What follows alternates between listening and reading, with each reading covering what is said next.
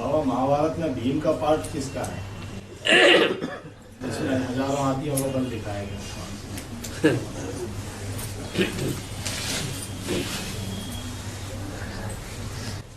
हजार हाथियों का बल, हजारों हाथियों का बल। हाथी किसे कहा जाता है? महारथी। जो ज्ञान में चलते चलते महारथी बने का पुरुषार्थ करते हैं, वो क्या हो गए? वो हाथी जैसा पुरुषार्थ करने वाले हो गए। तो अभी इस समय ब्राह्मणों की दुनिया में हाथी जैसा पुरुषार्थ करने वाले भी हैं या नहीं है? जिनकी यादगार दिलवाड़ा मंदिर में हाथी दिखाई गई है ना, वो हजारों की हजार तादाद में एक आत्मा के सहयोगी बनते हैं या नहीं बनते हैं? सहयोगी बनते हैं, माने वो भुजाएं हो गई। तो हजार हाथियों का बल हो गया। अगर सहयोगी बने, किसके सहयोगी बने? भीम के सहयोगी बने। भीम कर्मा ब्रकोदर है। ब्रक माने भेड़िए की तरह जिसका पेट है, बुद्धि रूपी पेट, बहुत बुद्धि चलती है, बुद्धि में बहुत तीखा है और खाता भी बहुत है। क्या? जो भेड़िया है वो शेर की तरह थोड़ा बहुत मांस खाता है कि खाता ही चला जाता है जब तक मरे हुए प्राणी का मांस खत्म न हो जाए? वो खाता ही चला जाता है, खाता ही चला जाता है। कौन से भोजन की बात है? स्थूल भोजन की बात है, स्थूल भोग भोगने की बात है, या सूक्ष्म भोग भोगने की बात है? ये सूक्ष्म भोग है, जिसके लिए मुरली में बोला है, जिन्ना तुम जिन्न हो। क्या? जिन्न को क्या काम दिया? ऊपर चढ़ो, निराकारी स्टेज में ऊपर चढ़ जाओ,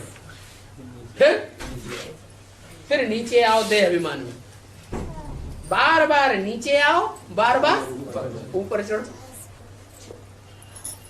तो ये ताकतवर आत्मा करेगी या कमजोर आत्मा करेगी? ताकतवर आत्मा का पार्ट है। अकेले भीम में ही ऐसी ताकत थी कि 100 कौरवों को मारा, 100 कीचकों का वध किया और ढेर सारे राक्षसों का वध किया, हिडम्ब जैसे राक्षसों का। कि दूसरे पांडवों ने किया? भीम की बात है। लेकिन बाबा जब तालाब पे लोग जाते हैं चारों भाई, एक एक करके जल लेने जाते हैं, तो भीम, अर्जुन, नकुल, सहदेव चारों ढेर हो जाते हैं। हाँ। तो बाद में युधिष्ठिर जाते हैं, हाँ। उनके 10 प्रश्नों का उत्तर वो देते हैं, तब वो कहते हैं एक भाई को जीवित कर लो, एक भाई को अपने जीवित कर लो। तो वो तो भीम, नकुल, सहदेव, अर्जुन सब जो है उनको जल लेना चाहते, जबरदस्ती, मतलब उनके प्रश्नों का उत्तर नहीं देना चाहते थे। तो वो बताइए कि वो तो चारों मूर्छित हो गए थे। ज्ञान जो है, ज्ञान लेने की जो बात है, वो ही कोई विद्यालय होता है कि नहीं होता है? और विद्यालय में जब जाते हैं तो वहां के नीति नियमों को पालन करना चाहिए या नहीं करना चाहिए? विद्यालय एक सरोवर हो गया, क्या? और यक्ष धर्मराज हो गया, हुआ ना? तो दिखाया गया है कि जिसने नीति नियम का पालन किया तो वो तो पास हो गया, और जिसने नीति नियमों का पालन नहीं किया, हेकड़ी दिखाई, हम तो लेके जाएंगे। हमें कौन रोकेगा? हवा पानी से कोई रोक पाएगा? हमारा भी ईश्वरीय ज्ञान के ऊपर पूरा अधिकार है। तो नीति नियम का पालन नहीं किया। अरे विधि से सिद्धि होगी या बिना विधि के चलेंगे तो सिद्धि हो जाएगी।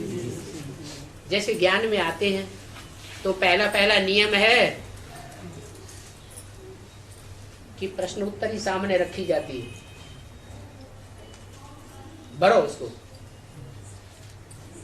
परिचय दो अपना, तुम्हारा नाम क्या है, तुम्हारे बाप का नाम क्या है, तुम्हारा धंधा क्या है, तुम कौन से ज्ञान में चलते थे, किस संस्था में जाते थे, तुम्हारा धर्म ग्रंथ कौन सा है, ये परिचय पत्र भरवाया जाता है ना।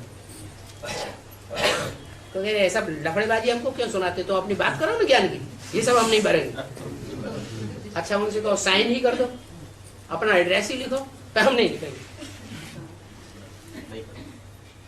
तो युद्ध स्थिर जैसी आत्माएं होंगी, विधि विधान पूर्वक चलने वाली आत्माएं हैं, धर्मानुकूल चलने वाली या हेकड़ी दिखाने वाली हुई, धर्मानुकूल चलने वाली हुई। वो उनके 10 प्रश्नों का उत्तर वो देते हैं।